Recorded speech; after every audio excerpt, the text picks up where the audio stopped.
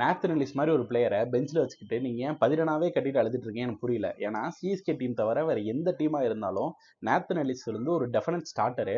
ஏன்னா 10 ரனாவுக்கு line and length ஏதாச்சும் ஒன்று நல்லா இருந்தால் பரவாயில்ல. லைன் எடுத்துக்கிட்டா ஒரு ஓவரில் ஊறுப்பட்ட ஒய்டு போகிறாரு. அதே இது லென்த்னா ஒன்று ஸ்டார்ட்டில் போகிறாரு இல்லைனா ஃபுல் டாஸாக போகிறாரு. அதே இது நேத்தன் எலிஸை பார்த்தீங்கன்னா உங்கள் பாஷையில் ஒரு 3 டைமென்ஷனல் பிளேயரு. நல்ல ஃபீல்டரு, ஒரு மேட்ச்சுக்கு 10 ரன்ஸாக சேவ் பண்ணி கொடுப்பாரு. லோயர் டவுன் த ஆர்டர் நல்ல ஹிட்டரும் கூட. ஹோபார்ட் ஹரிகேன்ஸில் நம்மளே பார்த்துருக்கோம். அது இது டெத்தில் நல்ல லென்த்துக்கு போடக்கூடிய ஒரு பவுலரு. அதே இது அந்த சைடு எடுத்துக்கிட்டா 10 ரனா டெத்தில் பவுலிங்கும் ஒழுங்காக போட மாட்டாரு. ஃபீல்டிங் நான் சொல்லணும் அவசியம் இல்லை, அது உங்களுக்கே தெரியும். பேட்டிங் ஆடவே மாட்டாரு, சப்போர்ட் பண்ணிடுவாங்க. எனக்கு புரியுது, நீங்கள் உருவாக்குன ஒரு பிளேயரு அதனால பேக் பண்ணணும்னு நினைக்கிறீங்க. அதுக்குன்னு எந்த லெவலில் வேற பேக் பண்ணுவீங்க? இந்த ஐபிஎல்லேருந்து எலிமினேட் ஆகிற வரைக்கும் பணம் வாங்கி கொண்டு தோற்று வருவதாக சென்னை அணியின் மீது சாட்டப்பட்டுள்ள குற்றச்சாட்டை சென்னை அணி கேப்டன் திட்டவட்டமாக மறுத்துள்ளார். பணம் வாங்கி கொண்டுதான் தோற்க வேண்டும் என்ற கட்டாயம் சென்னை அணிக்கு இல்லை என்றும், பணம் வாங்காமலே அதைத்தான் செய்து வருகிறோம் என்றும் கூறிக்கொண்டு, நீங்க ஆடுங்கண்ணா எல்லாம் எங்களுக்கு தெரியும். போடுற பசங்க மேட்ச் ஆடுறது ஆர்வம் கலராக